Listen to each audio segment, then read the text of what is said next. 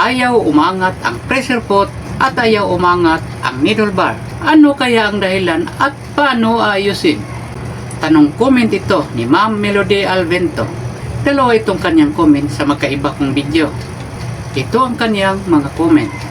Una, Sir, tanong ko lang po. Keratin ko ayaw umangat pataas, parang nag-stuck sa ilalim.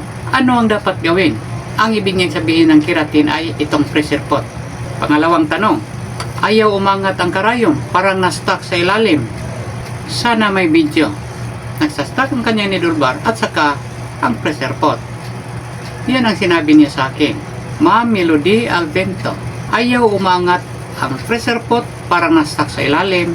At sabi mo rin, ayaw umangat ang karayom, parang na-stuck din sa ilalim. Alam nyo, kung may tanong sa akin tungkol sa pagsasaayos ng makina, mahirap itong tukuyin kung ano talaga ang dahilan. Iba talaga kung nandyan sa harapan ang makina na aking mahahawakan. Kaya payo ko sa inyo, maliban na may ituturo ako sa inyo, panoorin mo rin ang iba kong mga video. Marami kayong matutunan doon. At saka, pagka nandyan, ang sagot ng inyong tanong. Pero kahit mahirap, sisikapin kong maipaliwanag sa inyo ng maayos ang tungkol sa inyong tanong. Ang sabi mo ayaw umangat ang karayom at saka ang pressure pot, pero hindi mo sinabi na ayaw umiikot ang balance wheel. Kasi kung mag-stuck ang needle bar na siyang nagdadala ng karayom, hindi umiikot ang makina dahil konektado ito ang lahat ng mga pyesa. Maliban itong pressure pot, wala itong kinalaman sa pag-ikot ng makina. Kung umiikot ang balance wheel, pero hindi gumagalaw ang mga pyesa, ibig sabihin, dito lang ang nagluluwag. Kaya higpitan nyo. Pag ganon. Kung talagang ang needle bar ay nag-stuck, kasi ang needle bar ay siyang nagdadala ng karayom, base sa aking experience, kadalasan ay kinakalawang lang ito dito at saka dito. Dito ang kadalasang magsisikip dahil sa kalawang. Dito rin. At ang dahilan ay hindi nagagamit ang makina sa matagal na panahon. Kaya kakalawangin ito at magsisikip. Kaya basahin mo ng oil dito, dito, at pati rin dito. Ito. Yun kanyang mga kasukasuan. Dito. Ito ang kanyang pressure bar na nagdadala ng pressure pot. Dito rin ito madalas kakalawangin. At saka dito rin ang dulo nitong pyesa na to.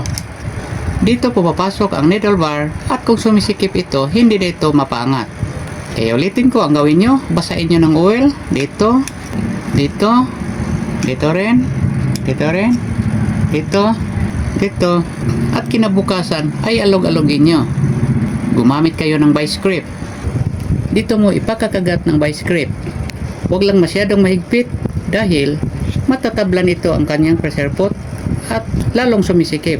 Pagkatapos, alog-alogin nyo ng konti. Ganon. Konti lang. Kung mapagalaw ito ng konti, bumibitaw na itong kanyang kalawang. Hanapan nyo lang ng paraan. Isa sa paraan na ito. Alog-alogin nyo ng konti lang. Parang ganon. Kung gumagalaw na ito ng konti, bumibitaw na ang kalawang. At ikutin nyo na lang ng paunti-unti din ang kanyang balance wheel. At ang kanyang pressure pot, pwede dito rin niya ipakakagat. At ganon rin. Alog-alogin nyo. Ganon. Kung gumagalaw na ito kahit konti, ibig sabihin, bumibitaw na ang kanyang kalawang. Dandahan itong magluluwag at ipangat niyo konti-unti hanggang magluwag na siya at mababalik na sa kanyang normal ang kanyang higpit. Ganon. Kung maglagay ka ng oil dito para magluluwag ito, para mapagalaw nyo, lagyan nyo na lang lahat ang dapat lagyan ng oil. May video ako na nagtuturo kung paano maglagay ng oil. Ito. Panoorin mo yon. Kung mapaangat nyo na ang karayom o needle bar na siyang nagdadala ng karayom at saka ang pressure pot. Pagkatapos may problema kayo tungkol sa kanyang tahi, pangit o kahit ano, panoorin nyo lang ang iba kong mga video na nagtuturo sa pagsasayos ng makina. Marami kayong matutunan doon. Yun lang, Ma'am Melody. Sana magawa mo yun para magamit po ang inyong makina. Kung talagang nahihirapan kayo, hanap na lang kayo ng technician. Kung ayos na, i-maintain nyo na lang. Kung meron pa kayong tanong sa akin, mag-comment lang kayo. At sana hindi ka magsasawa. Ako ang yung tutorial para sa basic sewing tutorial. Good luck, good health, God bless.